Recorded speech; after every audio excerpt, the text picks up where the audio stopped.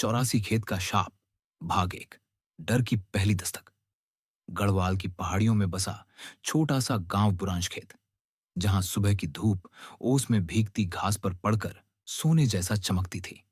दिन में हवा में बुरांश के फूलों की महक घुली रहती थी, लेकिन रात होते ही यह गांव जैसे सांस रोक लेता था। गांव के सबसे पुराने हिस्से में, जंगल के किनारे, था 84 खेत। एक विशाल जमीन का टुकड़ा, जहां कभी गांव के सारे लोग खेती किया करते थे। कहते हैं यह जमीन 84 आत्माओं की है। क्यों? इसका कोई स्पष्ट जवाब आज तक किसी के पास नहीं।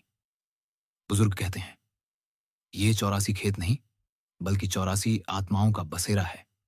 उन किसानों का जो यहां अजीब हालात में मारे गए थे। किसी का कहना है कि यह एक परिलोक का द्वार है, जहां इंसान का वजूद टिक नहीं पाता। गांव के बुजुर्गों का एक नियम था, सूरज डूबने से पहले गांव का हर इंसान अपने घर में होना चाहिए और 84 खेत की तरफ कोई ना जाए। गांव लौटने वाला युवक, शहर से पढ़ाई करके लौटा अमित राणा, इन बातों पर ज्यादा विश्वास नहीं करता था। वह विज्ञान का छात्र था, दिल्ली से एमएससी करके लौटा था। उसने गांव में एक छोटा स्कूल खोलने का सपना देखा था, पर गांव वालों की कहानियां उसे हमेशा चिढ़ाती थीं। एक शाम, जब गांव में बारिश के बाद कोहरा छाया था, अमित अपने दोस्त दीपक से बोला, तुम लोग बेकार का डर पालते हो। बस एक जंगल है, थोड़ी सी जमीन, उसमें भूत कहां से आ गए?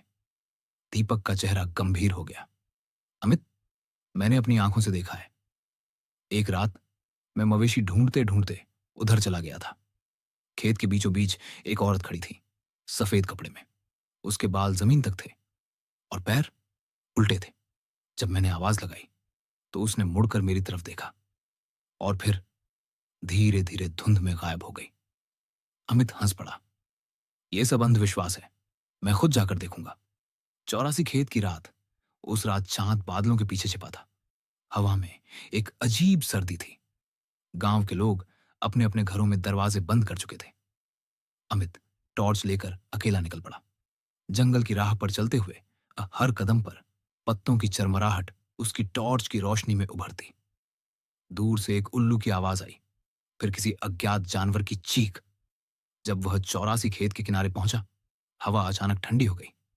खेत के बीच में कोहरा घना था, मानो किसी ने सफेद चादर बिछा दी हो। वह सोच रहा था कि यहां कुछ भी नहीं है, लेकिन तभी उसने बांसुरी की आवाज सुनी। एक मीठी लेकिन डरावनी धुन, जो सीधी उसकी हड्डियों में उतर गई। उसने टॉर्च की रोशनी खेत के बीच फेंकी। धुंध के बीच उसे धुंधला सा एक इंसानी साया दिखा, सफेद कपड़ों में, बिना हिले डुले। कौन है?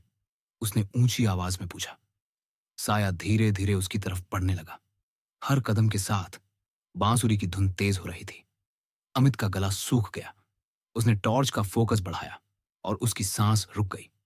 वह महिला नहीं थी, वह एक बुजुर्ग आदमी का कंकाल था, जिसका चेहरा सड़ा हुआ था और आंखों की जगह सिर्फ गड्ढे थे। उसके होंठ खुले थे और उसी से वह बांसुरी जैसी आवाज निकल रही थी। अमित डर के मारे पीछे हटने लगा। तभी उसके पीछे से आवाज आई, हमारे खेत में क्यों आए हो? वह पलटा और देखा कि खेत के चारों तरफ काले साए खड़े थे। सभी के चेहरे मिट्टी से ढके थे। हाथों में पुराने औजार थे, दरांती, कुदाल, हल। बांसुरी की आवाज अब कराह में बदल चुकी थी। अमित का दिल जोर जोर से धड़कने लगा। उसने भागने के लिए कदम बढ़ाया, लेकिन पैर भारी हो चुके थे। उसे महसूस हुआ जैसे किसी ने उसकी टांगों को मिट्टी में गाड़ दिया हो। साए उसके पास आते जा रहे थे। तुमने हमारी नींद क्यों तोड़ी?